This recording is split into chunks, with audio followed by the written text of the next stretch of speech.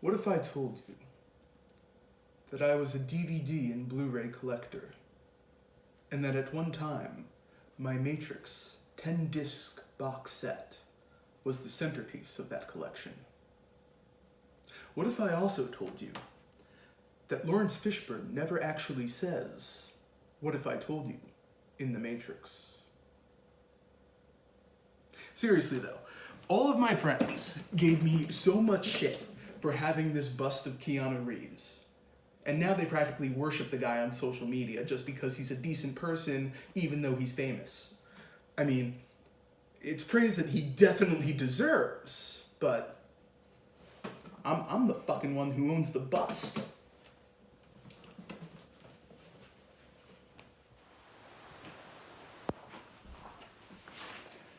So, just to give you a little background, I am precisely the target audience that The Matrix was gunning for.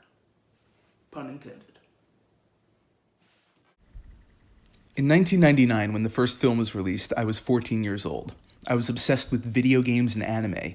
I listened to Marilyn Manson, Korn, and Rage Against the Machine. My friends and I all wore long coats, studded or spiked metal bracelets, pants with unnecessary straps. Then 4 years went by, and my buddy Dave snuck me into the employee screening the night before The Matrix Reloaded was released. I was in my senior year of high school. I was about to turn 18 and be unleashed upon the world. There had been 4 whole years of theorizing, contemplating, examining every shot, reading about religion and philosophy, thumbing through the Holy Bible anytime there was a number on the screen because it might secretly be referencing a chapter and verse, and I was going to find out what the Wachowskis were really saying. And I was among that first group of people that saw Reloaded in theaters and was kind of disappointed. But I was still dying to see where it was all going. And with the release of the Animatrix and the video game Enter the Matrix, there was plenty to keep me plugged in, pun intended, until the final film released at the end of the year. Once again, Dave came through and he snuck me and my pal Dan in to see the employee screening. Do movie theaters still do that? Then, opening night, Dan and I went back and we saw it again with a bigger group of friends. And the general feeling was one of disappointment. We all kinda knew what these films were trying to be. But to quote Bob Chipman from The Escapist, they're not executed particularly well. Reloaded and Revolutions are overstuffed and undercooked.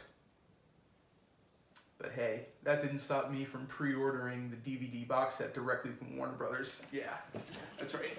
In 2004, I called someone on the phone. I had to talk to a person, and then this was sent directly to my house, and I got it on release day. Imagine that. I think my favorite thing about this box set is the audio commentaries. So it doesn't have director commentary. Instead, there's 2 audio commentary tracks.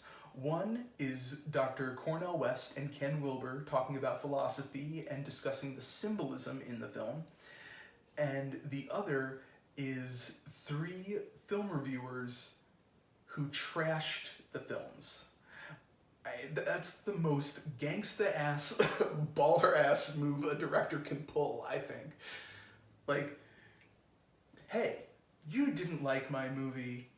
Do you want to come and explain what you didn't like about it in detail while watching the movie, and we'll record it for the DVD commentary? So, despite the fact that the ending of the Matrix trilogy wasn't as satisfying as, well, the ending of, let's say, The Matrix, it was still widely accepted as that. The end. The story was over. Unless you're one of the people who counted the massive multiplayer online game, which, let's be honest, only a few people did, and only for a little while. Nobody really talks about it anymore. So when I saw little bits of production news coming out about The Matrix 4, I thought what I assume a lot of you thought. Why?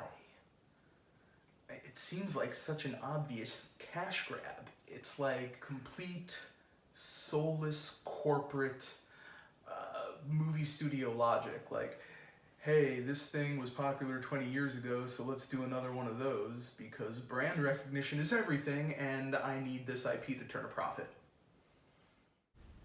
Even with the news that Keanu Reeves and Carrie-Anne Moss would both be reprising their roles, and that one of the original creators, Lana Wachowski, was returning to co-write and direct the film, my overall reaction was mild puzzlement and overall indifference, which is really bad when you consider that I am this franchise's core audience. Then, the benevolent YouTube algorithm did something in the wee hours of the morning yesterday. I had fallen asleep watching YouTube, and much like Neo in the second scene of the first film, mysteriously woke up just as this hour-long episode of Really That Good by Movie Bob from last year, Examining the Matrix, began to play. I'll make sure to put a link in the description. I tried to return to my slumber, but I just couldn't. I was compelled to stay awake, compelled to watch. And it was through Bob Chipman's excellent deconstruction of culture and pop culture around The Matrix that I realized something, and now I'm thrilled at the idea of returning to the series. This revelation, pun intended, comes in two parts.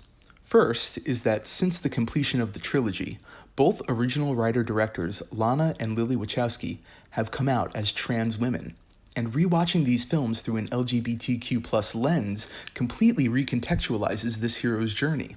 That being, and I'm paraphrasing Movie Bob again, someone who is deeply and existentially dissatisfied with their life finds a group of people who understands even better than they do what they are wrestling with. They eventually have the truth of the world and their own identity revealed. They undergo a spiritual, physical, and psychological transition, wherein accepting their new identity is the key to overcoming their nemesis and learning to shape the world around them. With all the progress made in the last 20 years for LGBTQ+ rights, as well as the personal journeys that both Lana and Lily have been through, I'm excited to find out what they might be coming back to say. It's not just a cash grab.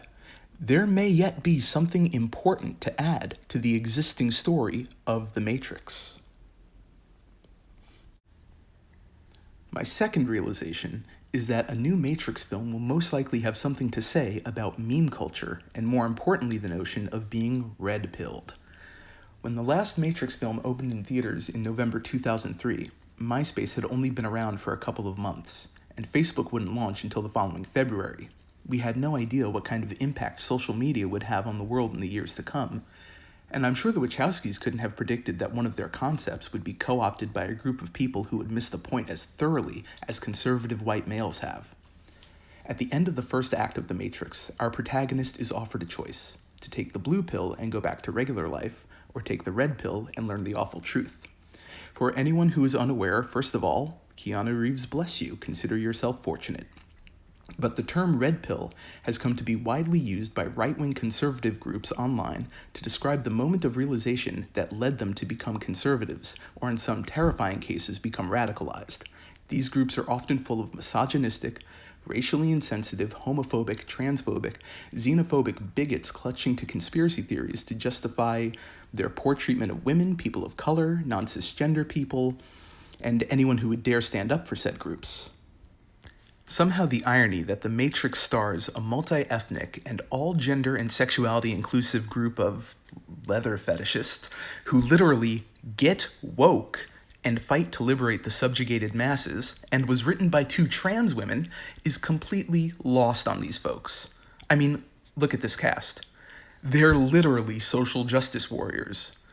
And I know at least one of the Wachowskis has something to say about this, because as I was writing this script, a story was published on Huffington Post, in which eccentric tech engineer billionaire Elon Musk tweeted, "Take the red pill." And he was retweeted by advisor to President Daddy Ivanka Trump, who added the comment, "Taken." Well, this didn't sit well with Lily Wachowski, who responded simply, "Fuck both of you," and then shared a link to donate to Brave Space Alliance, a nonprofit organization for LGBTQ people based out of Chicago. So now I'm super hyped for this movie. I mean, 2 days ago, I couldn't have cared less about The Matrix 4, and today it's my second most anticipated movie after Dune. The Matrix is all about questioning what other people just accept. And I honestly hope that when this movie comes out, it helps people to question what we've been doing for the last 20 years. and maybe help them to figure out that we're not on the best path. At the very least, I hope it gets incels and men's rights activists and Proud Boys and white nationalists to stop sharing Morpheus memes. Well, that's all for me today. I'd appreciate it if you leave any hatred or bigotry out of the comment section. I haven't really settled on a sign-off yet, so I'll just say, may the spoon be with you. The force must flow. There is no spice. The workers must seize the means of production. But what's really gonna cook your noodle later is, it's morphin' time. Oh God, I need to go to sleep. Peace and love.